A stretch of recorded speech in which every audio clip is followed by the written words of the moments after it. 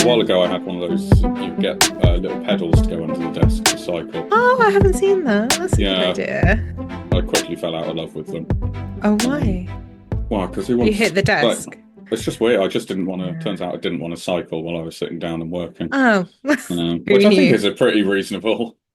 Yeah, Who knew? Who knew? yeah. I don't have anything as half as fancy. I'm lucky if my laptop turns on, Oh no. let alone anything else. So Uh, yeah. Hi, Simon.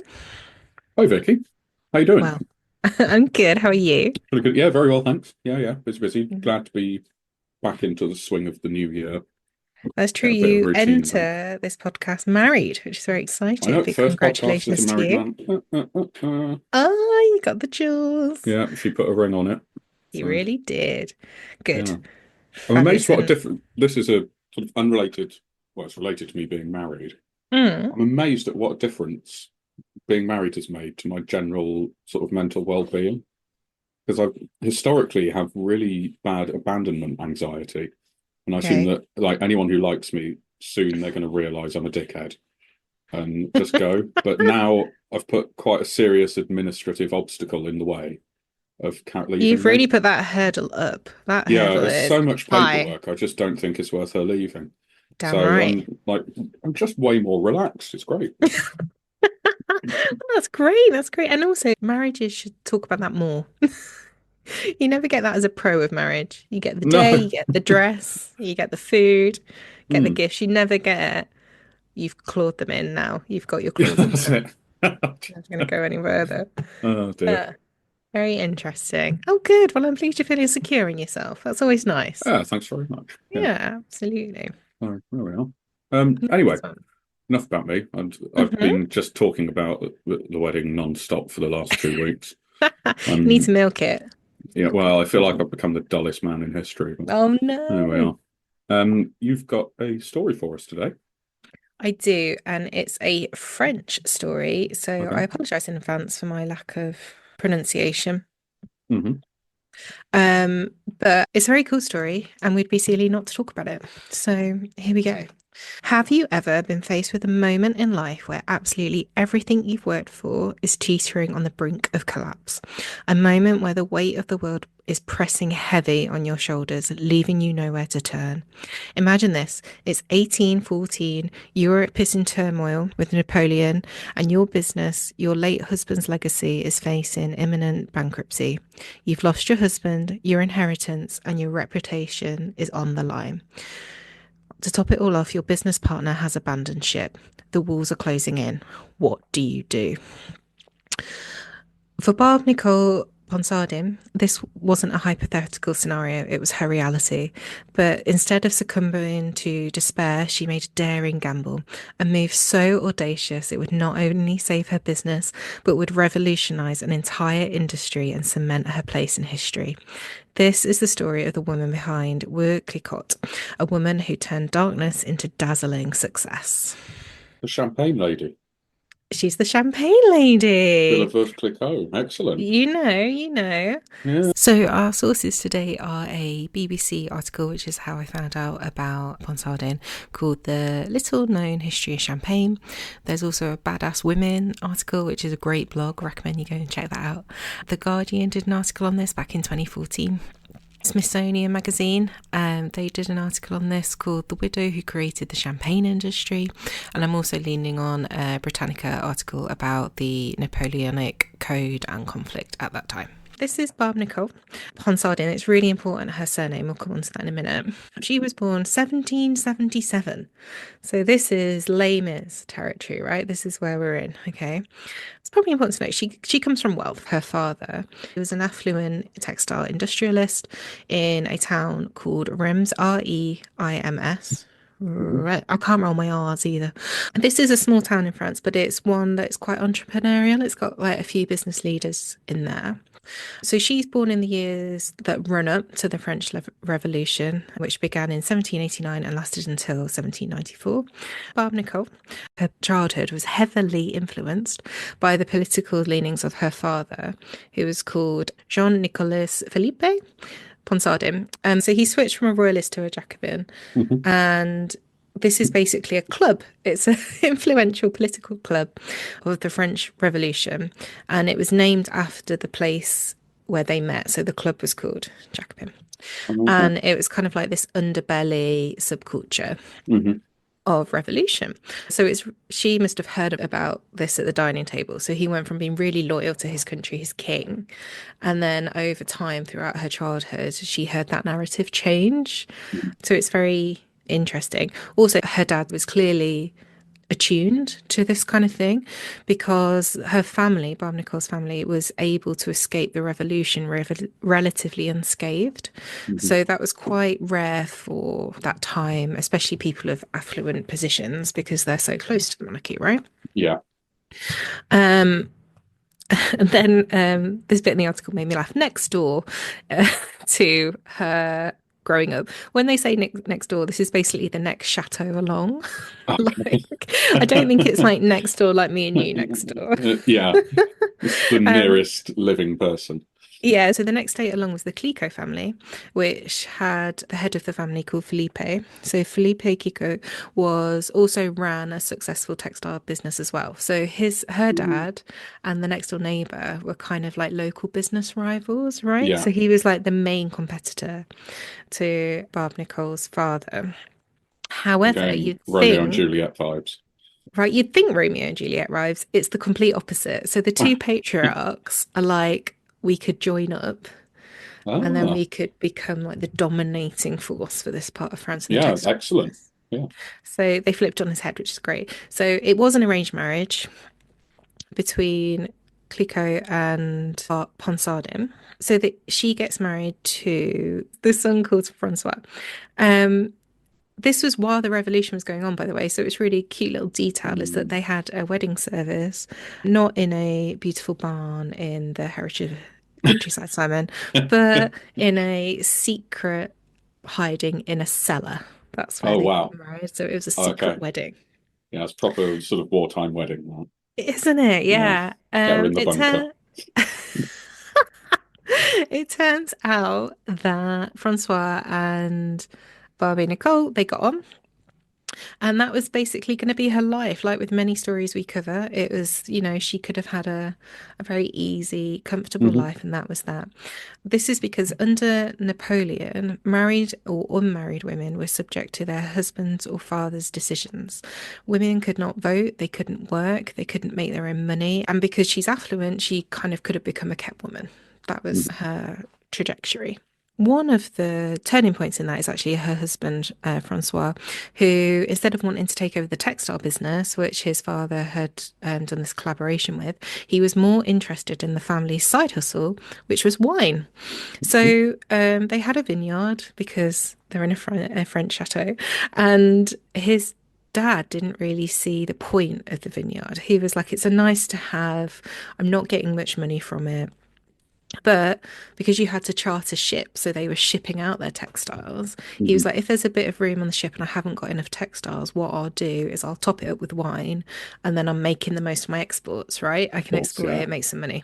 So he was seeing it more as a side hustle and just trying not to waste money on a ship, which I've never chartered a ship, but I imagine that's a smart move. I Most imagine. people's side hustles are like they make bracelets or something. It's like, Yeah, they're making cards in the evening and they're not chartering ships, yeah. topping them up with wine. Um, so Felipe, who was Francois's dad, wasn't very happy with Francois trying to expand the wine business. He couldn't really see that it was going to work because the Napoleon wars were going on. So the Hmm. Napoleonic wars were happening. This is like early 1800s now, where Napoleon was basically fighting anyone and everyone he could get his hands on. It's a really interesting. In my head, Napoleon is much closer to the Trump and the Musks of the world today. You know what I mean? Just like anyone he could offend. He was like, of He's going course, for it. Yeah. that's fine. Um, It's a myth that he was short as well. is it? Yeah, he was just like average height for people back then. People back then were naturally shorter. What we We should get do is start the same rumor about Elon Musk. And then centuries later, people will be like, that Musk, he was tiny, tiny. Yeah, he's only 4'2". tiny little man. Yeah. So Felipe's not on board, but Francois plows on. He learns the wine trade as much as he can, and also Barb Nicola, her grandmother actually worked in a winemaking company for a little while, so she had a little bit of knowledge, Hmm. but not loads. It turns out that Felipe was correct. So he was like, "I told you so, son. You shouldn't have started this wine business," because it didn't go well. It was troubled. They weren't making much money. And then tragically in 1805, 6 years into their marriage, Francois falls ill suddenly with a fever, and then he dies 12 days later. He leaves behind Barbe-Nicole and their 3-year-old daughter. So how old was Bob Nicole? She was 27, I think, when they got Oh, married, Christ. so they're not Okay. very old at all. Um, So now she's a widow, single mum, young kid, and this failing wine business. Yeah, this is the interesting thing. That is the perception, right? Is Okay. that you've been left hung and dry, you've got Hmm. this massive debt. But what happened was things got really interesting. It turns out having a dead husband, being a widow at that time was a woman's ticket to freedom. Wow. So that was the loophole of the Napoleon Code, Hmm. was that she wasn't married and she wasn't unmarried. She was widowed, which meant all those things that I Okay. listed earlier didn't apply to her anymore, as long as she didn't remarry. Wow. Okay. So it was seen as this legal loophole where she was free to run a business. Yeah. She was free to work. She never was free to work before. She was free to own her money and spend her money and do everything all without a man's permission. Voting was still a no-no, but she had this financial freedom that she's never had before, even though that was bankruptcy. Was there a massive spate of wives poisoning their husbands in the Napoleonic times? There's a really interesting podcast that I think you'll like called Lucy Warsaw's Lady Killers. Oh yeah. It's a BBC podcast, Yeah. and she talks about poisoning a lot because it was the easiest thing for women to do to kill Yeah. men. So I don't think you're far off, if I'm honest. So Felipe actually does announce that after his son's death, that would be the end of the wine business because he wasn't that on board with the wine business anyway. But she convinces her father-in-law, Barbe-Nicole, to let her manage the business. She convinces him to risk her inheritance, even though it hasn't gone well at this point. She's saying, "Give me some money, I'll reinvest it, and I'll make this work." And how cool is that? That's First of all, ballsy. yeah, Yeah. because it's failing, because she's a woman, because it's her father, it's not even her Yeah. father-in-law's business, and he's not on board anyway. And whatever she said must have worked. She must have been really convincing because he said, yeah. He was like, all right, we'll give it a go. And bear in mind, she's got no business background. She knows a little bit about wine. She knows And what wine is. she's drank some, okay? Yeah. That's it's like me opening a bookshop. I've read some books, okay? I've got this. To be fair, Felipe says you can open the business, that's fine, but I want you to learn the trade Okay. in order to learn the trade. So what she does, she goes back to school and she does a 4-year apprenticeship to learn the trade of Oh wow. winemaking. So she spends all of her times in vineyards, in cellars, learning to craft the wine.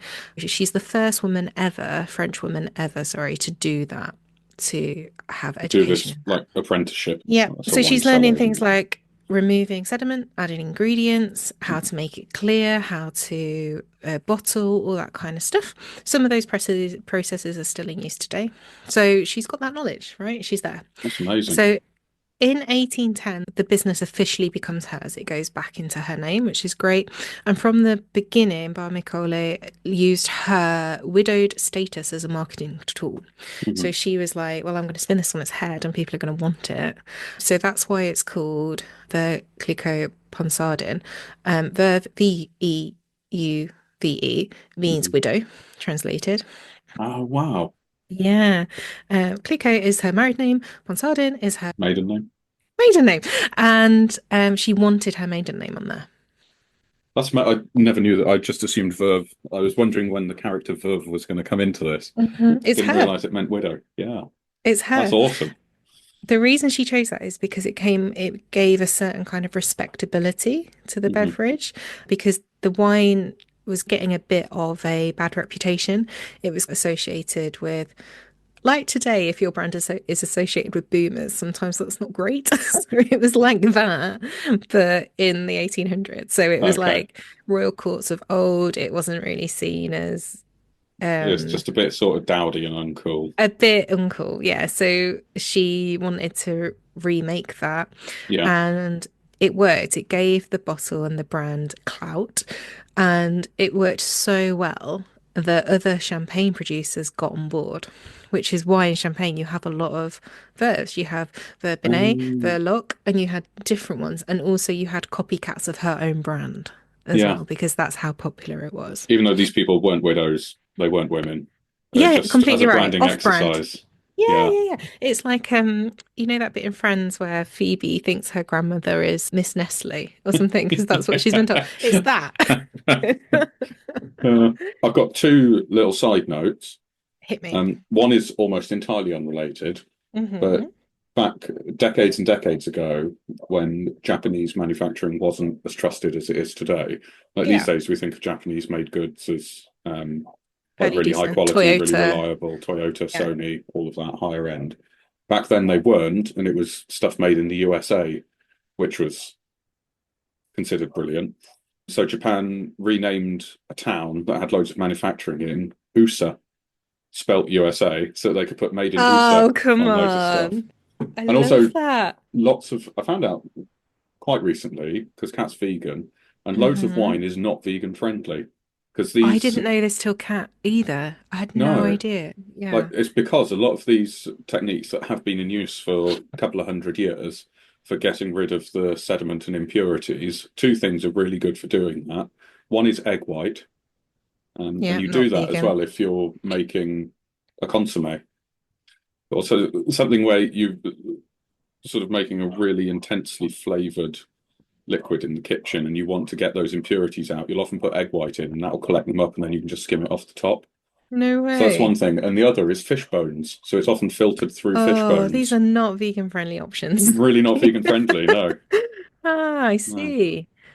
Because you just think grape veg, don't you? You just think grape Yeah, vegetarian, you're it's fruit fine. But juice, there's isn't so it? much. Yeah, it's grape, isn't it? Mm. Crazy. Ah, I see. So this is a known marketing technique, isn't it? It's giving anything to give your brand oomph and credibility. Yeah. So, she was a clever cookie and no one told her to do that. She did that. She came up with that herself, which is amazing.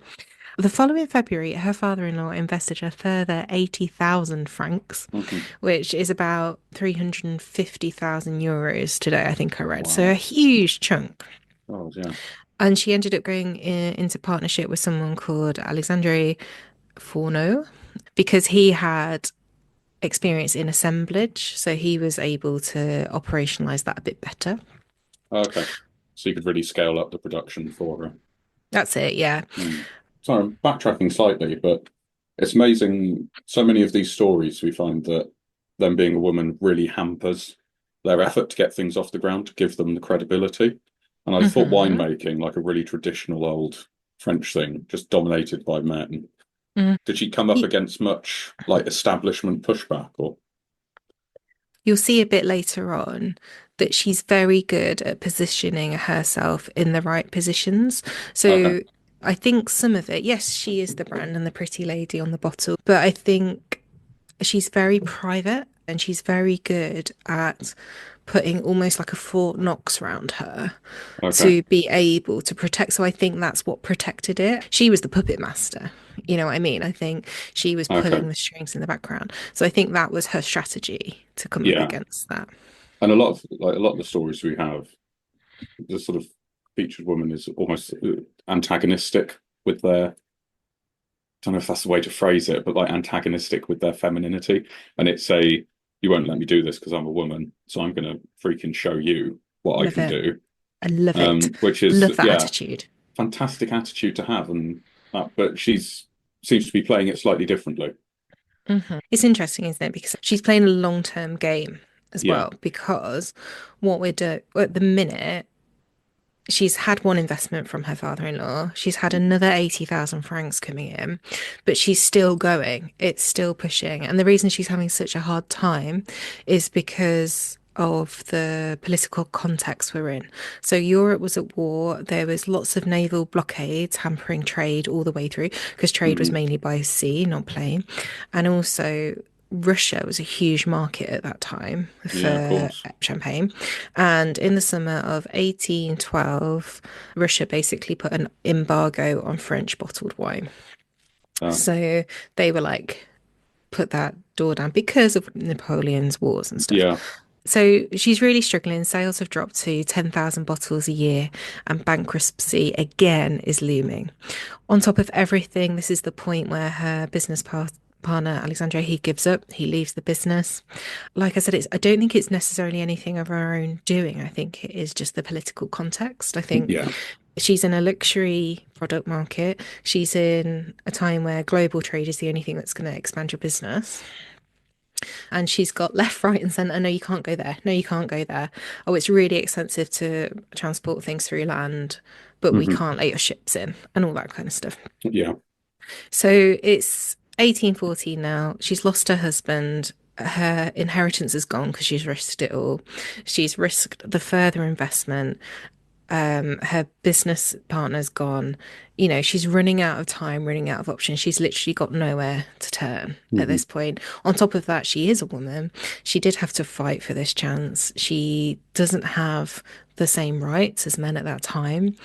Um, she also needs to be chaperoned places as well. Mm. So there's all these, like, it's not easy. She's in a really dark place. Yeah. And on top of that, people are jumping on what they call the bandwagon in one of the articles I read. So Jean Remy Moe is her biggest and most arch rival, Mhm. and he is on the up and up. So the only logical step really on the face of it is bankruptcy.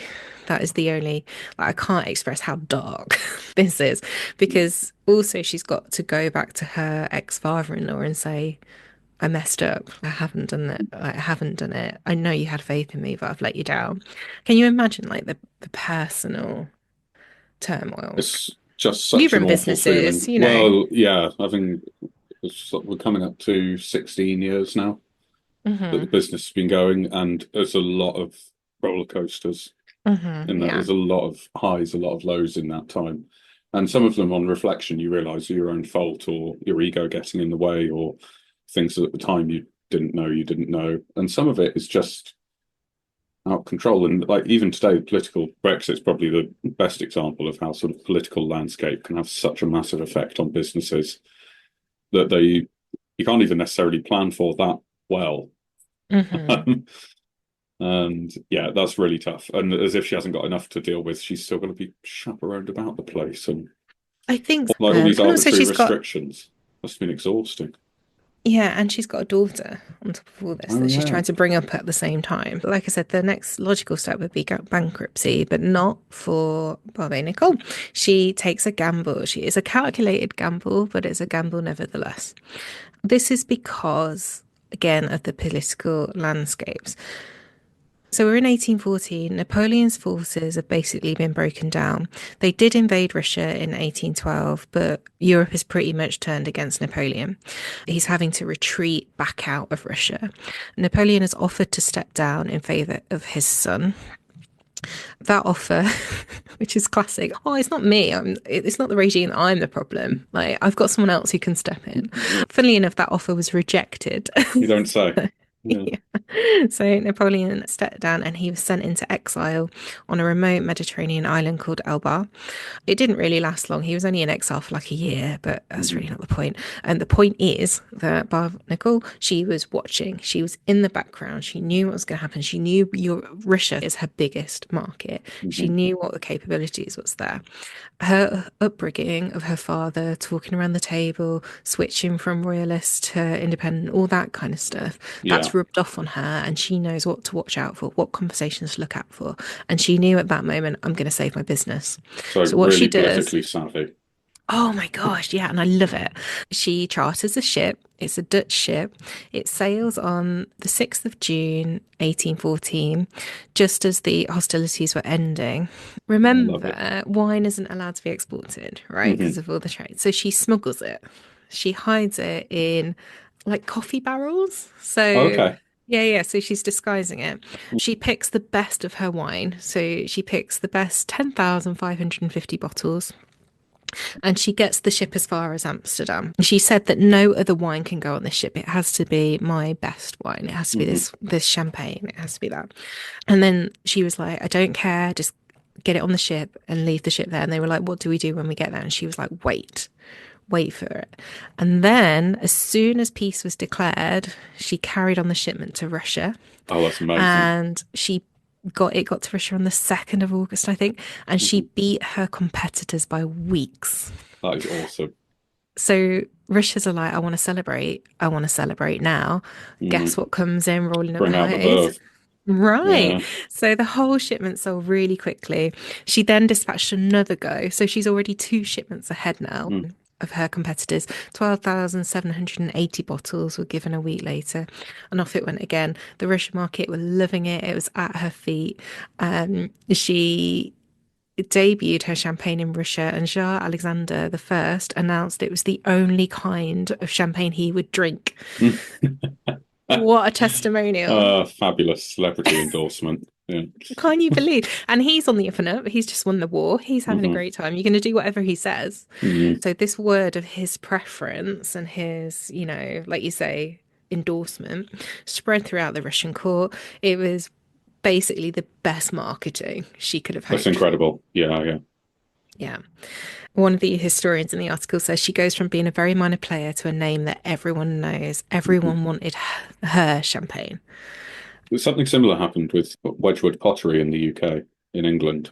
A few things happened with him. One is the Mr. Wedgwood came up with ways of making colours and gilding on there that nobody had done before. But Yeah. basically, he sent a very expensive set to the royal family, and they were like, Ah, "This is brilliant. This is the dinner service that we want to use." And then he made a cheaper version that all yeah. of the sort of middle classes and the hoi polloi could have because of that royal association. So that royal Ah, endorsement was then the foundation of his business, and he just kept churning that model out. Um, right. That's so clever because hold that thought. So, Barbe-Nicole, she sees competitors coming in, so she mhm, tries to make hers as special as possible. She puts an anchor on the cork.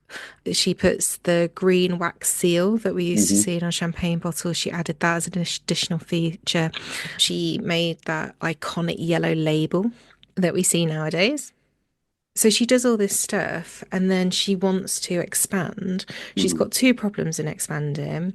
One is who does she expand to because the Russian market is a big one. And also, how can she speed up this process because people are wanting her wine. Champagne takes forever to make. What she does is because she knows, because she got taught in the apprenticeship. Champagne is made by adding sugar and live yeast to bottles of white wine, which is known as secondary fermentation. And then this creates a sediment, and then you have to remove the sediment, just like we were saying with the vegan stuff, because you want to get rid of the dead yeast. Normally, what you'd have to do to that is you take the bottle that you're working on of wine, and then you'd pour it into another bottle, and then the sediment would be at the bottom. Okay. And she was like, this is taking me ages. I'm going to flip my kitchen table upside down. I'm going to drill holes in my kitchen table and then I'm going to do all the work upside down. So, what happened then, rather than the sediment resting at the bottom of the bottle, it rested at the neck of the bottle, which meant she could just open it and then just get the sediment out. She didn't have to refill another Yeah, yeah. bottle to remove the sediment because it was already upside down. Um, she created that process. That process is still in use today because it Wow. was that good. It's called riddling. You can get a riddling rack and you can rest your bottles upside down so the sediment fills to the bottom and then you don't have to waste time transferring it. So cool. Yeah. Um, and that meant that she could produce a better quality of wine Hmm. and better quality champagne. And Hmm. also she could produce it quicker. Win, Quicker win, than win. quicker than Moe. Mm. Moe was very annoyed, apparently, publicly annoyed that he couldn't work out how she was producing this much champagne And this it'd still be quickly good. Yeah. and it still be good. And obviously, she had a large number of employees working for her, and those employees kept it secret. Wow. How did she do that? How did she get them to keep it secret so that That's Moe, some real honestly, loyalty then. this was secret was kept for decades. We didn't know about Ritalin until way down the line. Yeah. Isn't that crazy? That's amazing. Hmm. It's amazing that they And, kept it secret and that there wasn't sort of corporate espionage to for Moe um, sending someone in there in a fake moustache or something to but what does that say about her leadership? And what does that say about her as a businesswoman? yeah. She obviously knew the value of it. Yeah. And just how do you foster that sort of loyalty in your Right. staff? And the culture. And this is what I mean Yeah, about she must have positioned people around her so well to yeah. be able to keep that secret for so long. So she It's has very this cool. ability to really get the trust of people, to get people on her team, on her side, like she did with her father-in-law, to invest in a failing Yeah. business that she had no experience in. She must have such a character, don't you think? Yeah. She must have such interpersonal skills Hmm. to be able to do that. It's quite exciting, isn't it? Yeah. It's very cool.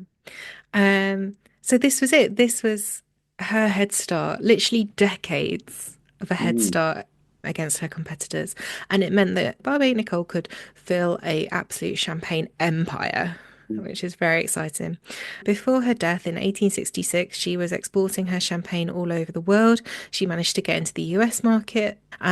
Because she was that really smart and clever, she didn't just expand geographically, she did what you were just talking about, which is expand into the upper middle and the middle classes. Okay. So she went for Different price different points. Yeah. demographics as well, which vastly increased her sales whilst keeping it a luxury product. Hmm. So, fun fact, despite creating a global empire, she never once in her lifetime ever left France. So Oh. she's just there puppeteering. She's just there doing her own thing. The idea is that it was very unseemly for a woman to do so, particularly a lone woman without, like I Hmm. said before, without a chaperone or husband, a dad or All whatever. right. So there was a loophole in this widowhood, but not enough of a loophole for her to do certain things like travel. Yeah. Um, she was known to be a little bit of a flirt, which I think any Champagne Empire head would, but she never remarried, which is absolutely crucial because she didn't want to pass her business on to some guy. Of course. Yeah, yeah. It's all Can you dependent on her imagine? remaining a widow. Can you imagine building up this massive Champagne Empire and then you Mm. marry some geezer and he gets it? No, no, no, no.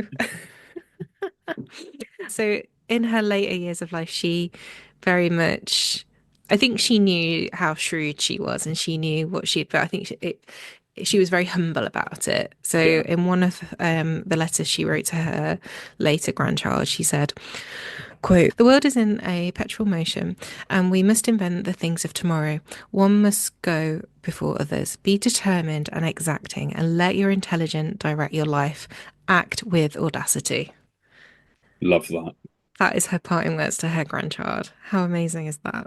That's so cool. And Yeah. I mean, she must have had such self-confidence and almost a sort of quiet belligerence about her ability. I love this. I'm going to start a wine business. Have you ever made wine before? No. Do you know how to make wine? No. Know anything about business? No. Can you Yeah, do it? Yeah, you're 100%. damn right I can do it. I can Damn not right only I can do do it, but it. I can get all the funding for it, and I can outdo these competitors who've been around for decades. Yeah. I love that ballsiness and that sort of just like taking control of her destiny. Hmm. I'm like, I'm going to make this It's happen. really cool. And Yeah. we've probably had her champagne. So All Perfectly right. Ponsardin is Bougie. still, well, it's still a successful business, Yeah. right? You can visit their vineyards. You definitely know their label. And this is 200 years nearly later. That is the story of Barbe-Nicole Ponsardin. Yeah. She's awesome. Love it. We love her. Love it. I've seen a picture as well. Yeah. She She looks looks badass. cheeky. She She looks does. I was cheeky. just about to say she looks like a flirt. She looks like a flirt or a drunkard. I'm not sure, but Ah, it's yeah, so that's funny. cool. The cutest thing happened at Christmas. So she's like, the grandmother of the family. She's in early stage of Alzheimer's, which is really sad. And she forgot who Jamie was over Christmas. And when she first met Jamie, she openly said to me, Vicky, Jamie is a dish. Like, he's so dishy. If I was a decade younger, you'd have to watch out. And then she'd forgotten, who Jamie was. But she said the exact same thing over Christmas dinner. Did she? Oh, she's consistent with it then. And I was Yeah. like, you still fancy Jamie here, Janet? Oh, yeah. Okay, Oh, I Janet. love that. Okay. We were And talking about Jamie in the office the other day.